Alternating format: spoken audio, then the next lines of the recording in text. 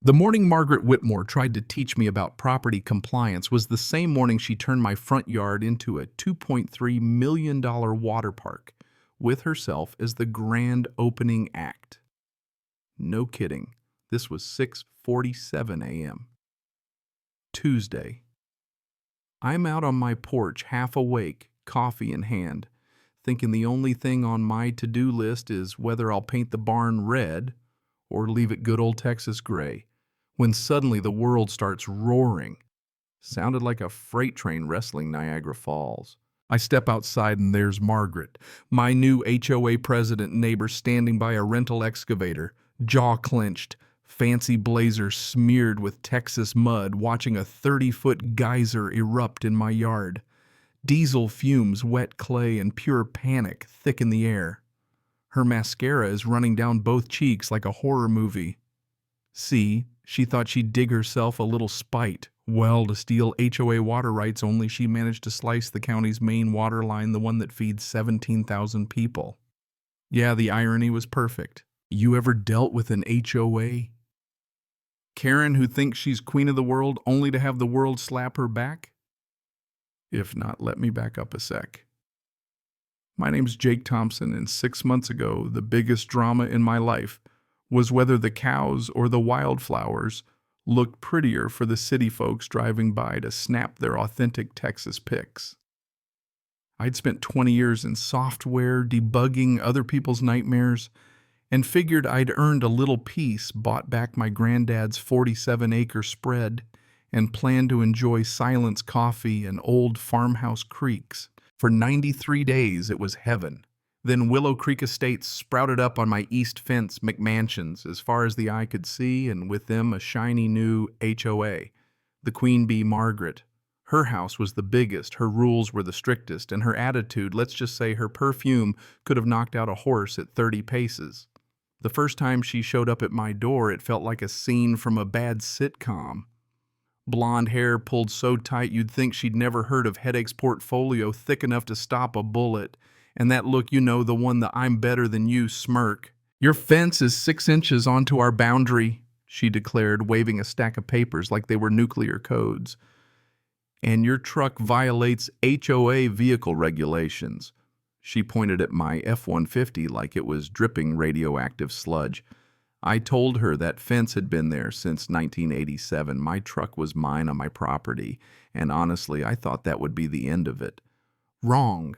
That was just the start of Margaret's campaign to turn my little patch of Texas into her personal fiefdom.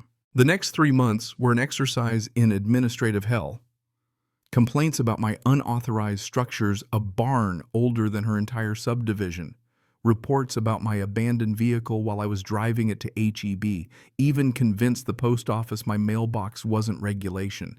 Every little thing she filed some form or called some office. The county clerk even started answering the phone, Jake Thompson, for Margaret Whitmore duty again. Like I was a regular at a bar where all they served was bureaucracy and bad coffee. But 2 weeks back, Margaret played her ace water rights. She claimed survey discrepancies might mean the HOA could demand access through my land. Hired a surveyor, found a 50-year-old typo on the deed enough to threaten lawsuits and easements, hoping I'd cave or go broke. It was all smoke and mirrors, but it could have worked if she wasn't so damn sloppy. You see, when you've spent decades debugging impossible messes, you learn to let a broken system crash itself. And Margaret, bless her heart, was about to crash spectacularly. 2 days after her water rights stunt, I woke up to the sweet sound of diesel engines outside my window. 6:30 in the morning. I step onto the porch, coffee in hand, bathrobe flapping in the breeze, and there she is, Margaret in full battle regalia, directing surveyors across my lawn like Napoleon at Waterloo. Boundary verification, she says, fake cheerful. Her perfume and the diesel made the air nearly unbreathable. "That's my property you're on," I tell her. "President Whitmore, please." She snaps, flashing her clipboard. "Survey will determine that." One surveyor's already 20 feet past my fence, the other's photographing my house, my barn, even my truck. Click, click, click, like he's counting down to my bankruptcy. "You can't just barge in here without permission." Her smile could crack glass. If this is HOA space, we can.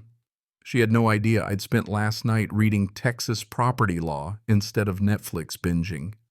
Knowledge nugget. In Texas, disputed surveys require 72-hour written notice and trespass laws still apply. Margaret's ambush totally illegal, so I start recording. Just documenting this legitimate survey for my records, I say, grinning. Surveyors look nervous. We were told this was approved. Margaret starts to sweat, tells me I'm deliberately obstructionist.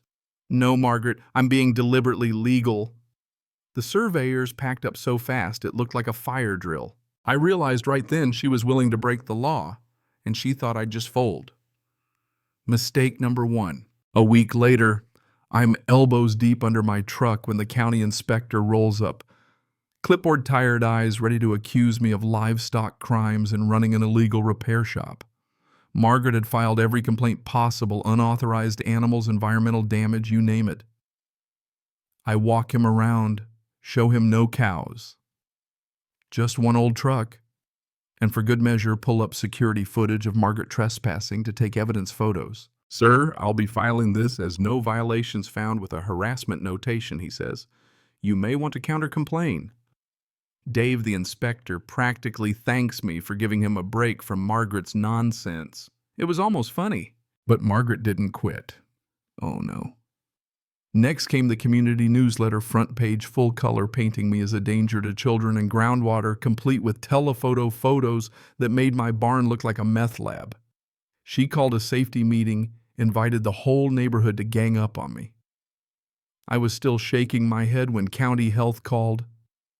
We've received complaints about unlicensed septic systems, possible contamination, all based on soil samples, which it turns out Margaret herself planted while trespassing, caught on my cameras.